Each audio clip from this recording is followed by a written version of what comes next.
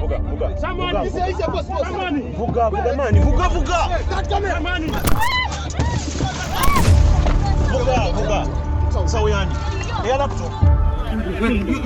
a journalist. There's nothing you're going to do to me. Exposure to that violence every day made me less empathetic. I had seen people die. You have someone covering tear gas Monday, Tuesday, Wednesday, Thursday, Friday, Saturday. They see blood, they see people getting beaten, they see people getting killed. They talk to people actively, people who end up getting shot and killed. It's ultimate sacrifice. The thing with sacrifice is that people have to know the information on what they're sacrificing. There's nothing you're going to do. What is it? You have to have a mental health component at the center of the newsroom.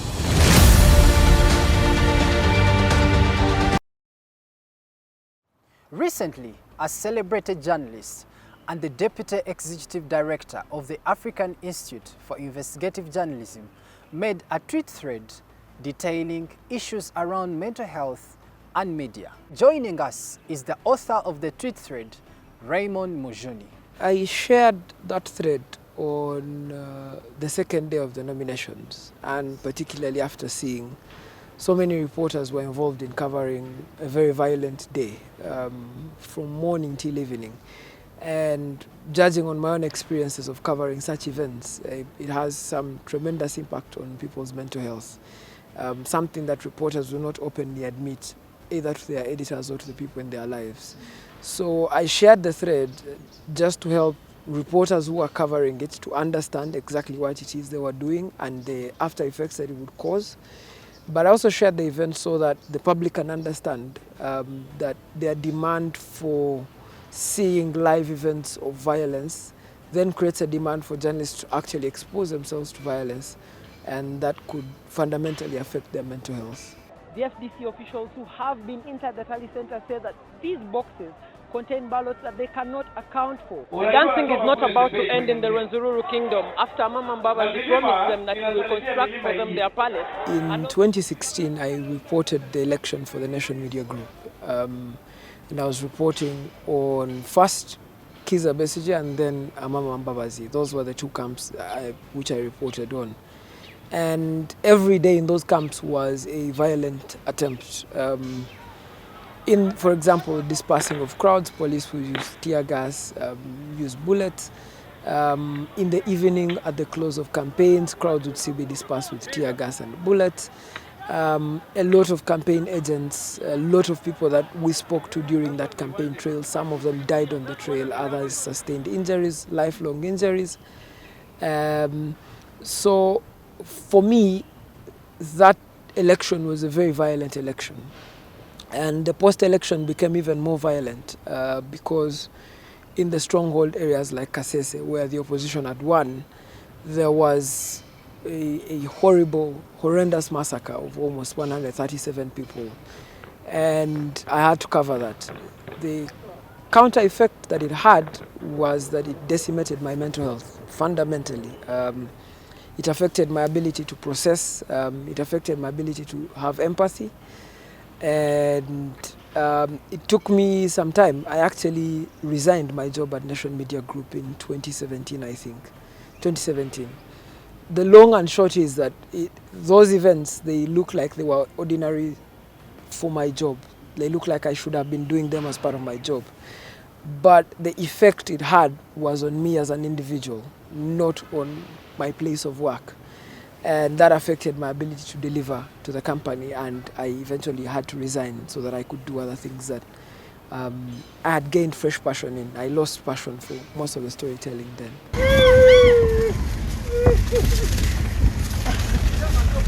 Exposure to that violence every day made me less empathetic to colleagues generally all round. If you are not dying honestly, then you are not suffering. Because I had seen people die, and for me that was the ultimate of suffering. It affected my ability to even make decisions. The quicker decisions were what's the easiest way to get out of this? And that has tremendous effect on the people that you relate with on a day-to-day basis. It affected my ability to show up at the job and be productive. And I'd come in at work, and if it wasn't a story that involved violence, then it wasn't a story worth covering. If you were asked to do a small story, for example, on an upcoming entrepreneur, you always thought, this maybe is a very small story. There are bigger stories out there. It also affected my own mental health. I couldn't work without listening to something, because silence then affected my ability to process thought. So I always had to consistently listen to music to get through the day, to get through the night. It took me almost 2 years to realize that I actually had a proper mental health problem and seek actual professional help from a therapist. And it's taken me now almost 4 years to recover from that. I wouldn't want any journalist to get into that phase again, where the election ends and you spend 5 years of your life trying to be able to do the things that you were doing before. So that's why I think that they should take great care about the kinds of violence that they're exposed to, but they should also know that exposure to violence, despite the fact that it gives you the immediate impact, it tells you that you're telling great stories, it has great effects in the long run, and those effects are detrimental to you as a person, not to the company that you work for.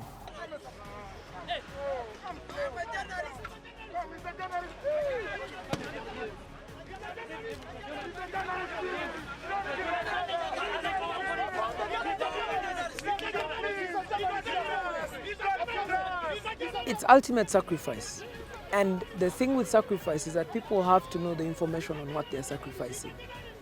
And the role of that thread wasn't to stop journalists from covering violence. It was to expose them to information so that they could make the critical decisions that they need to make.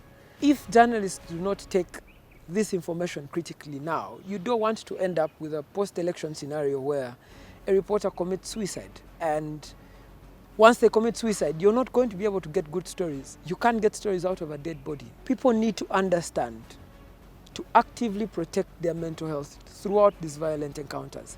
They can cover stories of violence, but immediately after they cover such stories of violence, what mental health checks are you putting in place so that you can immediately respond to what they've seen?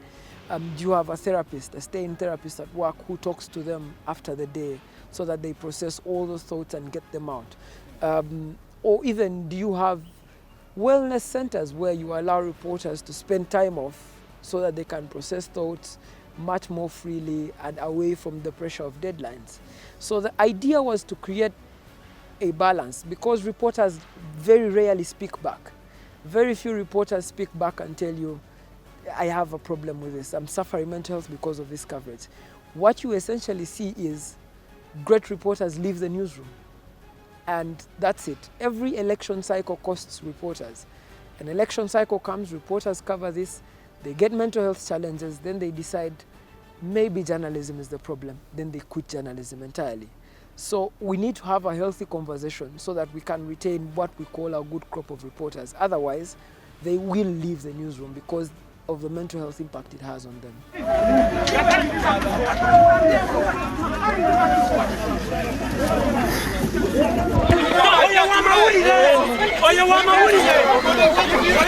What do you think the management is not doing and can do moving forward so as to curb this? Technically, when management thinks about the health of the newsroom, mostly it's about health insurance. That's it. Are our reporters fully insured so that in an event of anything that they suffer, they can go to hospital and get care free of charge? The problem with that is that mental health is not covered by insurance, by our health insurance. So if a reporter has to see a therapist, they very rarely will not do that using a medical insurance card. They'll have to use their own money. The other thing is, the problem with mental health is very rarely do the people who suffer it know that they're suffering it. So it requires active effort to recognize that there's a problem and they need to address the problem. So very rarely will reporters know that they're suffering mental health challenges. They will probably think it is stress. They'll probably think they are tired. They will probably think maybe they're handling too many tasks at one go. And they will keep showing up even when they don't fully well know what's happening to them. So it's not a management problem alone.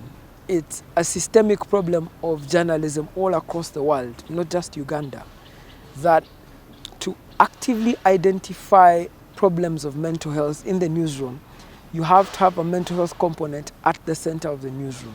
Reporters cover day-to-day stories. They listen to what you call horrendous stories. They hear them firsthand. They hear them over when they're trying to edit those stories and cut them down into size bites.